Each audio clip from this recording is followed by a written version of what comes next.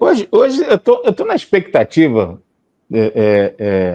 desde que o governo encaminhou a LOA, para ver as tabelas salariais, né? Porque as tabelas do PCCTN elas estão erradas e eu preciso ver as tabelas até mesmo porque a gente quer ver se a gente consegue fazer um caminho, um caminho é, é, é, legislativo para ver se a gente faz as alterações, né, através de emenda. Mas eu não consigo ver as tabelas, Sim, o entendeu? governo ainda não Aliás, divulgou. pois é, isso aqui é A gente interessante. É está. interessante. Para mim é interessante demais o governo não ter divulgado tabela ainda, né? Sim, a gente está monitorando, né? E você atribui isso ao quê, presidente? O que você imagina que pode ser isso aí? Pois é, interessante, eu não consegui. É porque isso é muito novo para mim, tá? E normalmente o governo, quando encaminha, até teve aquelas discussões todas lá, no dia que a gente assinou o acordo, foi uma pressão muito grande, que a gente tinha até a sexta, a gente assinou na quinta, e vocês têm até amanhã para assinar, hoje é o penúltimo dia, depois de sexta-feira quem não assinar, não assina mais, a gente já tinha deliberado por assembleia, e aí eu recebi as tabelas no dia, eu só dei uma olhada na primeira, na, assim, na linha central, na relação 70-30, não me ative a RT e a GQ, a RT e a GQ está toda errada. E aí eu fiquei quase 10 dias tentando entender qual foi o parâmetro que o governo utilizou para os reajustes, né? Qual foi? Não consegui, e aí acabou ficando uma coisa muito confusa. Se você mexe no vencimento básico, você altera. Se você mexe na GDATEM, na GQ, você faz alteração de tabela. Então, ficou uma coisa bastante confusa. O ideal para mim era pegar a tabela de CIT, chegar lá no Congresso Nacional e dizer: ó, a gente quer essa tabela aqui porque você está com as, com as com as tabelas remuneratórias similares, né? Seria 70-30, que acabou sendo 70-30 para a gente, e aí o nível superior de ciência e tecnologia ficou 77-23 e o nível intermediário 80-20. Eles propuseram o 80-20 para o nível intermediário nas negociações, né? Eu falei que o ideal seria que trabalhar todo mundo na mesma linha. Devia ter aceitado 80-30 e aí 80-20 e discutindo a mesma relação para o pessoal de ciência e tecnologia. Mas para a gente tem que fazer toda uma leitura do que é, né? O ciência e tecnologia houve a intervenção. O Ministério participa das reuniões dizendo que Num outro que contexto, né? apoia a demanda. No nosso não teve Ministério da Defesa indo lá e dizendo que é o melhor, entendeu? Até porque a questão quando você busca tentar resolver alguma coisa da carreira de tecnologia militar, o Ministério da Defesa diz que a gestão é do Comando da Marinha. Quando se fala de tecnologia militar, a gestão é do Comando da Marinha. Mas na hora de negociar a carreira e da Marinha se posicionar dizendo que ela entende que a carreira tem que ser valorizada, a Marinha não foi chamada para participar, entendeu? Sim. Então, essas coisas todas pesaram no último dia. Mas eu acho que a gente reverte essa situação aí em outro momento, entendeu? Eu acho que dentro do Ministério da Gestão e Inovação você estava com as travas muito amarradas, eu acho que consegue se discutir melhor no Congresso Nacional e a gente fazer mobilizações que vão surtir efeito no local certo. Me causa estranheza, muita estranheza, não ter sido publicada a tabela. Isso é muito novo para mim, tá, Fernando? É muito novo. É uma coisa que é muito interessante, é que eu vi isso acontecer no governo Bolsonaro, né, no último ano, ele colocou 5% lá de reajuste para os servidores no último ano, e quando chegou na reta final, já depois dele ter encaminhado a LOA sem nada, no final do ano ele chegou e disse que reajustaria o salário de alguns setores. Lembra disso? Ele falou, vou reajustar a tabela de alguns setores. Quando acaba, ele não deu reajuste nenhum, mas estava lá o indicativo, entendeu? E assim, ele não encaminhou na LOA, mas ele afirmou que avançaria com esses setores, que no final não avançou, né? Mas só é interessante que ele fez essa proposta no final do ano, sem ter encaminhado na LOA.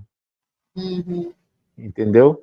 E aí, não sei qual foi o desdobramento que teve, que ele acabou desistindo de dar para os setores, que eu acho que, se eu não me engano, era a Polícia Federal, Polícia Rodoviária e agente penitenciário.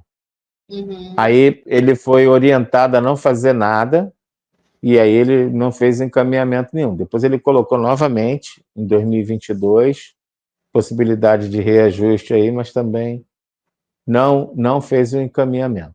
Entendeu? O reajuste que foi dado em 2023 tinha sido um encaminhamento anterior. Então, o governo, quando deu 9% lá em maio de 2023, foi um encaminhamento dado pelo governo Bolsonaro em 2022. Entendeu? Agora a gente teve essa discussão, né? Até que eu falei na semana passada.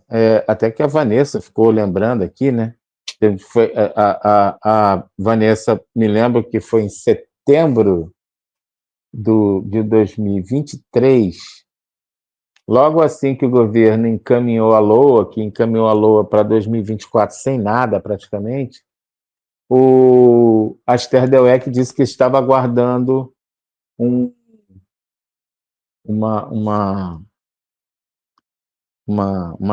previsão orçamentária extra para discutir servidores. E ela manteve essa fala de 15 a 16 bilhões até maio desse ano, quando o Fernando Haddad deu um corte por conta